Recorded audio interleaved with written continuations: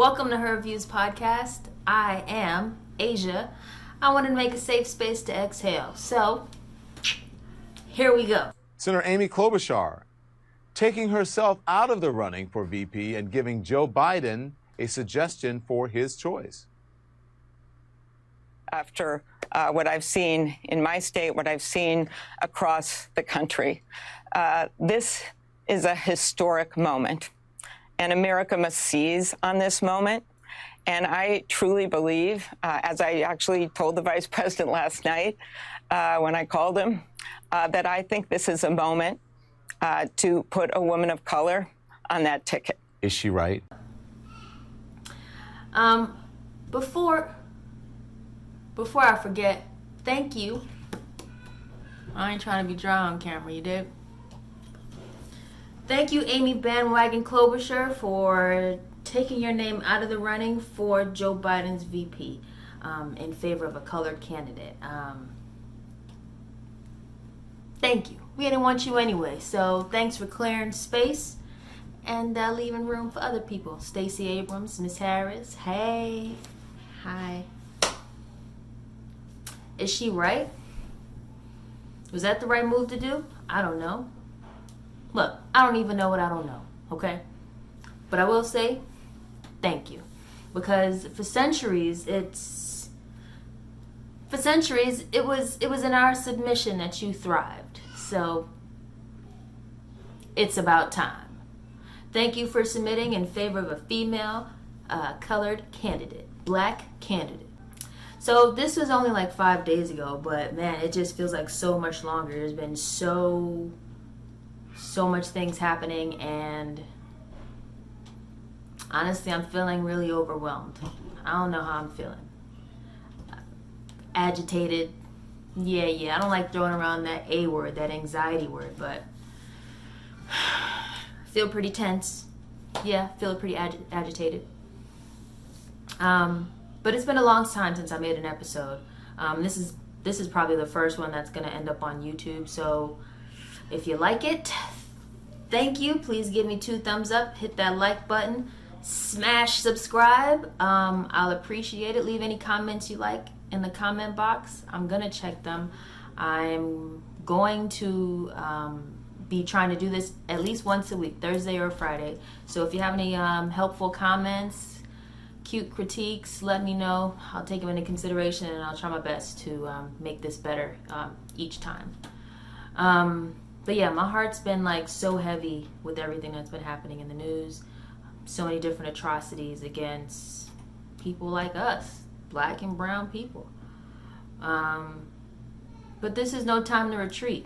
You know, I made this video before about all the different names, all the names of our fellow Americans that have been victims of police brutality, victims of over-policing, vigilante police, no-knock warrants, knees on our neck. You know, as I say that, I hear not myself, but I hear Al Sharpton in my head, in that awesome eulogy that he delivered in Brother George Floyd's funeral. Thank you. As you spoke, I felt as though I could exhale, and in that, I felt a bit of pressure being relieved. So I appreciate that. Thank you very much, sir. Thank you also, Miss Tamika Mallory.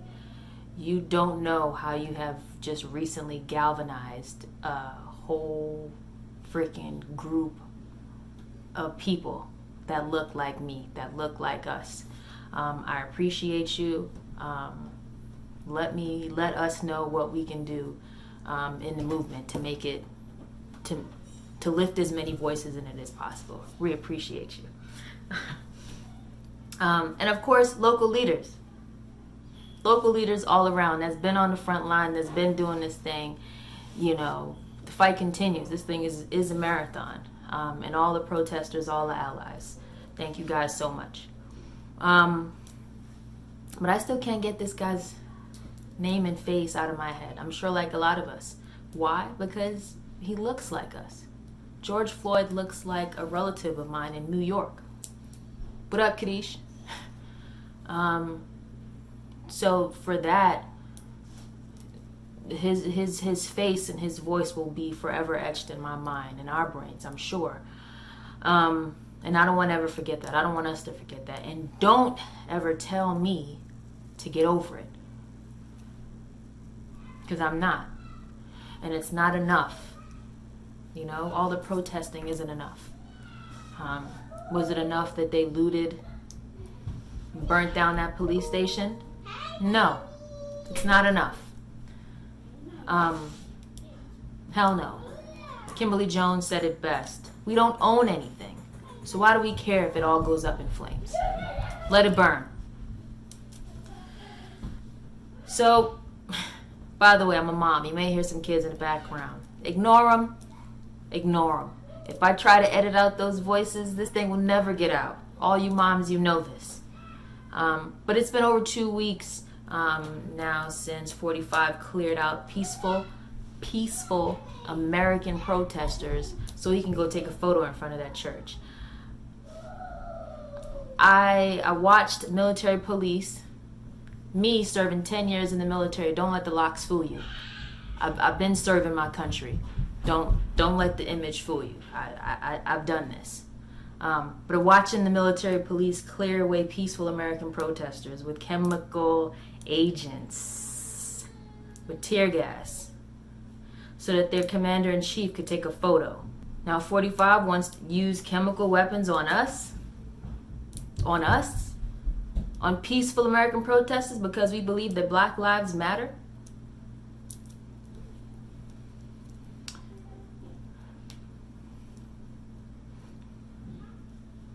We believe that Black Lives Matter because they keep adding our names to an ever-increasing list of victims from police brutality, from over-policing, from their knee on our neck.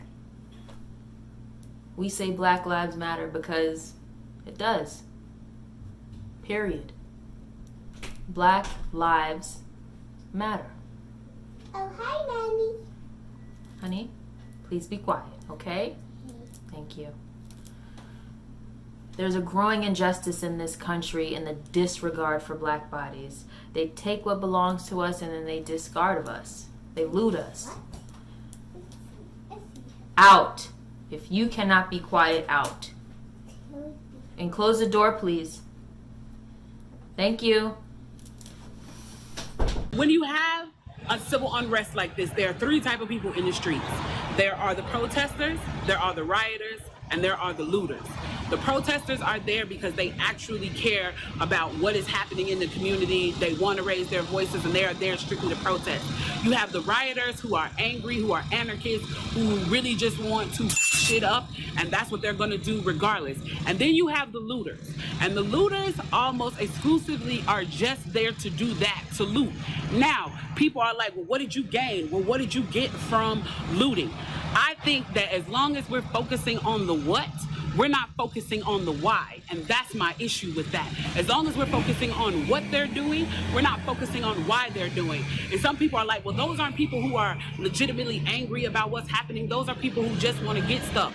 Okay, well then, let's go with that. Let's say that's what it is. Let's ask ourselves why in this country in 2020, the financial gap between poor blacks and the rest of the world is at such a distance that people feel like their only hope and only opportunity to get some of the things that we flaunt and flash in front of them all the time is to walk through a broken glass window and get it. That they are so hopeless that getting that necklace, getting that TV, getting that change, getting that bed, getting that phone, whatever it is that they're gonna get, is that in that moment when the riots happen and if they present an opportunity of looting, that's their only opportunity to get it. We need to be questioning that why. Why are people that poor? Why are people that broke? Why are people that food insecure, that clothing insecure, that they feel like their only shot, that they are shooting their shot by walking through a broken glass window to get what they need? And then people want to talk about, well, there's plenty of people who pulled themselves up by their bootstraps and got it on their own. Why can't they do that? Let me explain to you something about economics in America. And I'm so glad that as a child, I got an opportunity to spend time at Push where they taught me this, is that we must never forget that economics was the reason that black people were brought to this country. We came to do the agricultural work in the South and the textile textile work in the North. Do you understand that? That's what we came to do. We came to do the agricultural work in the South and the textile work in the North. Now, if I right now decided that I wanted to play Monopoly with you, and for 400 rounds of playing Monopoly, I didn't allow you to have any money, I didn't allow you to have anything on the board, I didn't allow for you to have anything. And then we played another 50 rounds of Monopoly, and everything that you gained and you earned while you were playing that round of Monopoly was taken from you. That was Tulsa, that was Rosewood. Those are places where we built Black economic wealth, where we were self-sufficient, where we owned our stores, where we owned our property, and they burned them to the ground. So that's 450 years. So for 400 rounds of Monopoly, you don't get to play at all. Not only do you not get to play, you have to play on the behalf of the person that you're playing against. You have to play and make money and earn wealth for them, and then you have to turn it over to them. So then for 50 years, you finally get a little bit and you're allowed to play. And every time that they don't like the way that you're playing, or that you're catching up, or that you're doing something to be self-sufficient, they burn your game. They burn your cards. They burn your Monopoly money. And then finally at the release and the onset of that, they allow you to play and they say, okay, now you catch up. Now at this point, the only way you're gonna catch up in the game is if the person shares the wealth, correct? But what if every time you share the wealth, then there's psychological warfare against you to say, oh, you're an equal opportunity hire. So if I played 400 rounds of Monopoly with you and I had to play and give you every dime that I made, and then for 50 years, every time that I played, if you didn't like what I did, you got to burn it like they did in Tulsa and like they did in Rosewood, how can you win? How can you win? You can't win. The game is fixed. So when they say, why do you burn down the community? Why do you burn down your own neighborhood? It's not ours. We don't own anything. We don't own anything. Trevor Noah said it so beautifully last night. There's a social contract that we all have, that if you steal or if I steal, then the person who is the authority comes in and they fix the situation. But the person who fixes the situation is killing us. So the social contract is broken. And if the social contract is broken, why the f do I give a shit about burning the Football Hall of Fame, about burning the Target?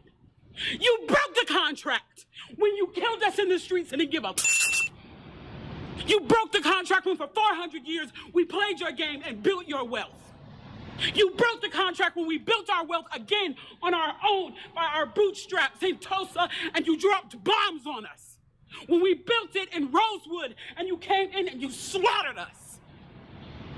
You broke the contract, so your Target, your Hall of Fame. As far as I'm concerned, they could burn this bitch to the ground. And it still wouldn't be enough. And they are lucky that what Black people are looking for is equality and not revenge.